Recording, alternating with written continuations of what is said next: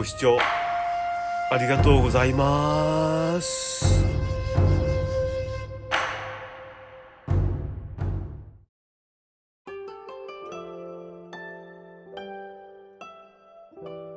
こんにちは。チコちゃんに叱られるのを密かに避けながらぼーっとしているうちに、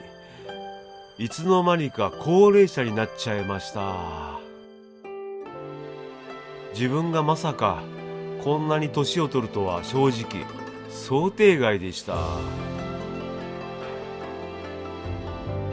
東京にあるキャンピングカーのメーカータコス社が作った自慢のコンパクトなキャンピングトレーラーミミ310で IT ノマド民として愛犬たちとのワーケーション旅を去年始めました。約14万キロ走った2006年製の古い日産セレナのロータイに鞭打ちながら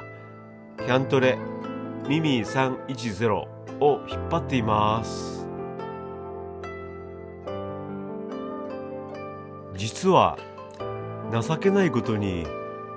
この年齢でお金もないため年金に頼らず体がまだ普通に動き頭もボケてないうちは仕事を続けなきゃいけません。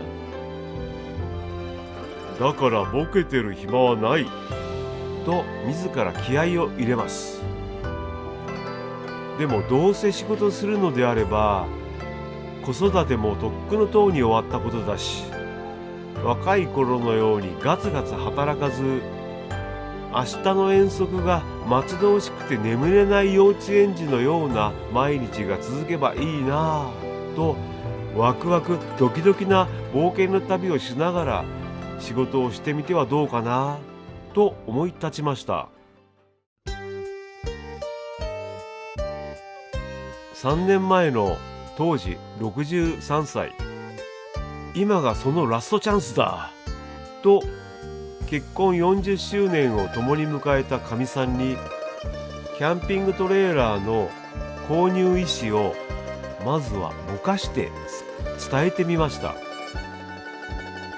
人生の本質はさすらいさ、所詮ノマドな旅なんだよなんて気取ってみたところ、あんた何言ってんのと間髪入れずに冷静に弾き返されました。キャントレの冒険旅、これはずっと憧れてきたまさに男のロマンの終着駅なのです。キャントレはずっと夢見て最終的にたどり着いた秘密基地なのです。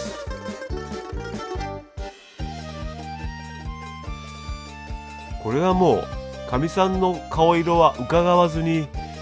自分が行きたい時に行きたいところに考えすぎずに気負わずにスーッと出発しないと時間がもったいないなぁと。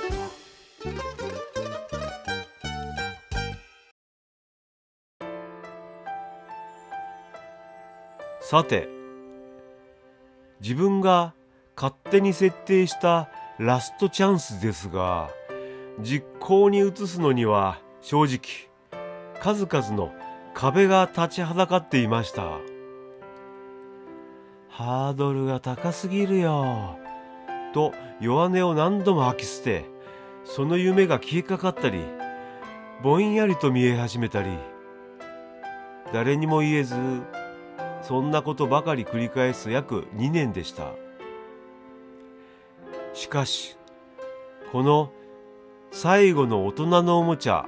をもし今手に入れなかったら、人生の最後の幕引きの時後悔でもだえ苦しむのは自分の性格的に想像にたやすいことでした。ふと自分の周りを見てみると、友人たちの多くは現役をとっくに引退し、おとなしく安全に地味にゆったりと毎日を送っているように自分の目には映りました。でも他人は他人。生い立ちや価値観、立場、健康状態、家族構成など、人の数だけ違った人生があります。他人と比べても仕方ないし、他人と比べて自分を評価するのは全く意味がないとずっと昔から思っていました。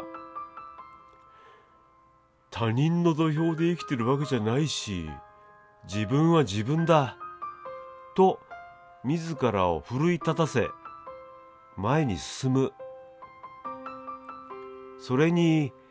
現在の日本は今のところですが、突然ミサイルが降ってくるわけでもないし、健康であれば好きなことが大抵できるし、なんて理屈をこねてポジティブに考えるしかありませんでした。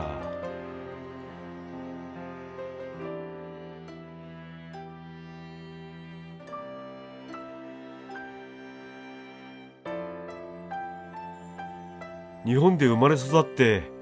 本当にラッキー。おまけに健康だし、今はまだ冒険するしかない、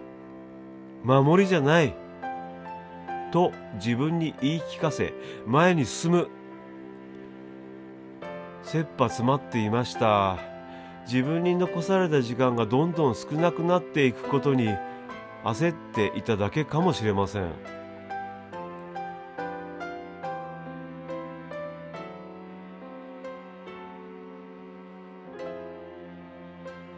そんなこんなで実際の年齢と実現したい夢のギャップに打ちのめされそうになりながらも、頭の隅っこでは自分がキャントレで旅している風景が見え始め、いても立ってもいられなくなり、体がムズムズしてきちゃいまして、多くの壁やハードルを一つ一つ乗り越えるしかないなぁと決断し、具体的な計画や行動に出ました。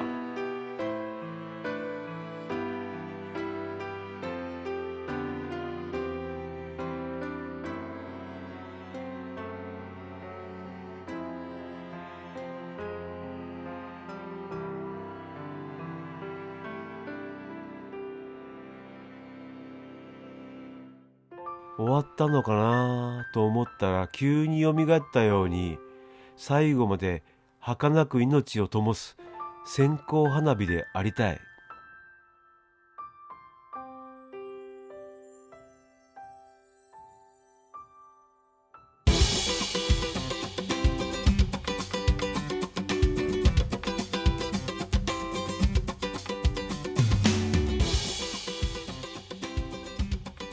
実はキャントレの入手は当初から考えていたことではありませんでした。っていうか、その発想やそれについての知識は全くなかったのです。ずっとワンコを飼っていたため、旅は必ずワンコと一緒でした。最初はワンボックスカーで車中泊を楽しんでいたのですが、ワンコの多頭飼いになったり、自分の孫が生まれたりして、かなり窮屈な思いをしましたので、旅に出る時にはキャンピングカーをいつもレンタルして、冬でも暖かな室内や広々としたベッドでゆったり旅を楽しんでいたものです。ですので当初はキャンピングカーの入手しか頭になかったわけですが、ここで最初の壁にぶち当たります。お金がない。中古でもキャンカーは高い。また住んでいる東京都心部でキャンカーを普段使いするには現実的にかなり無理があるため、今ある普段使いと旅用のキャンカーの2台の車を持たなければならないと考えました。購入費の他を大雑把に計算してみても、維持費や駐車場代、車検など今までの倍以上の出費が予想されます。これで夢も終わりかな。万事休す。今まで通り狭くて寒い、暑いのを我慢しながら車中泊するしかないなと、挫折への自然な流れでした。そんな暗い心境で一月二月経ったその頃、羨ましそうに YouTube のキャンピングカー動画を探していたら、なぜかそこにキャンピングトレーラーというものが目に飛び込んできました。これは外国の話でしょとよく見たら日本国内の話でびっくり。マジっすか。東京都内ではまず見かけないから、キャンピングカーより高価で手に入らないでしょと動画からすぐに離脱しましたが、また別な国内のキャントレ動画を見て、これしかないんじゃないのと頭の中で何かと何かが突然つながったような感覚。いい感じに AI にまんまと誘導されちゃいました。動画の中でキャンカーよりキャントレの方が維持費その他ではるかに安いことが分かり、その次の秒から頭の中はキャントレ一色に。相変わらず俺って単純やなと納得。これだったら買えるかもしれない。自分の中で予想だにしなかったビッグバンが起きました。一縷の望みが生まれた瞬間です。まあそのような経緯とその後のいろんな苦労の末、やっとの思いでキャントレを実際に入手できたわけですが、そのフローや内容はあまりにも長く自分的に濃すぎて、動画にすると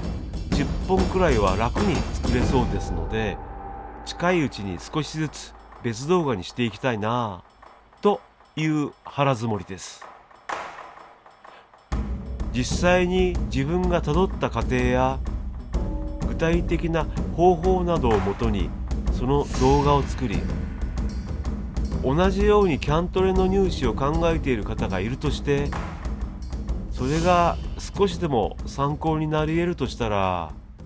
非常に光栄だと思ったからです。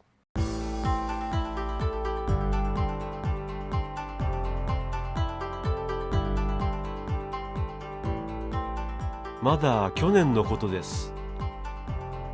余計なスペースのない東京都心部にやっとの思いでキャントレ用の駐車場を見つけ、宝を探し当てたような感覚と達成感。2年間待ってようやく訪れた納車の日、緊張しながらヘッド車のアクセルを恐る恐る踏み、初めてキャントレを引っ張り動いた時の振動、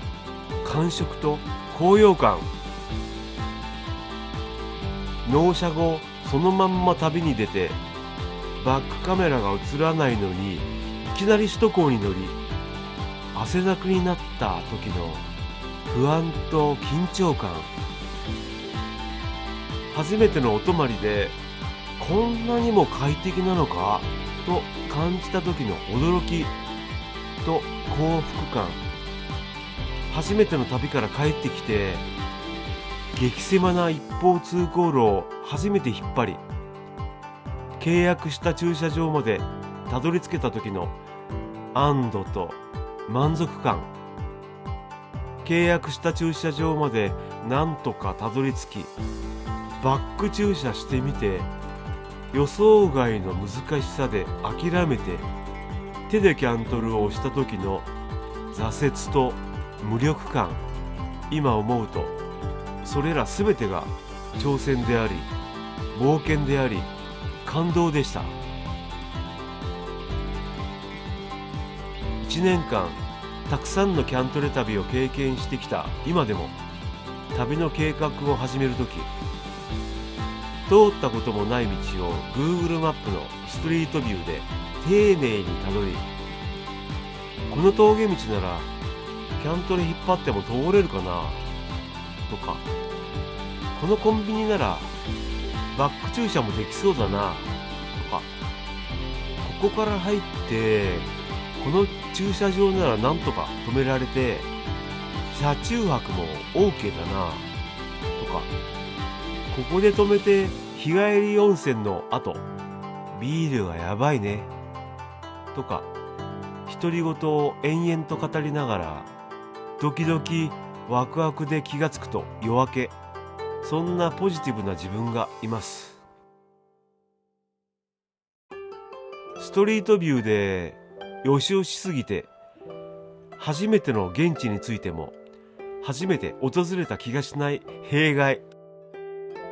敷かれたレールをそのままたどっていては決して経験できないであろう冒険やアクシデントがキャントレ旅では日常茶飯事に起きます。キャントレを購入したタコス社の社長さんに言われました。キャンピングトレーラーを買うお客さんは本当にエネルギッシュな方ばかりだと。自分らしい人生で外せないもの、ゆったりとした時間、旅、ワーケーション、お酒、日本らしさ、ワンコ、音楽作り、それらを別々に満たそうとすると、今となっては到底時間が足りないし、組み合わせも大変です。いっそのこと同時には満たせないか。その難問にあっさり空間と機能で答えてくれたのが僕の場合キャンピングトレーラーでした。冒険で得られた非日常とワーケーションで得られた日常が絶妙に紡がれたノマドなキャントレ旅は、ボケ防止に最適化された僕の人生の楽しみそのものです。ご視聴ありがとうございました。よろしければ高評価とチャンネルの登録をよろしくお願いいたします。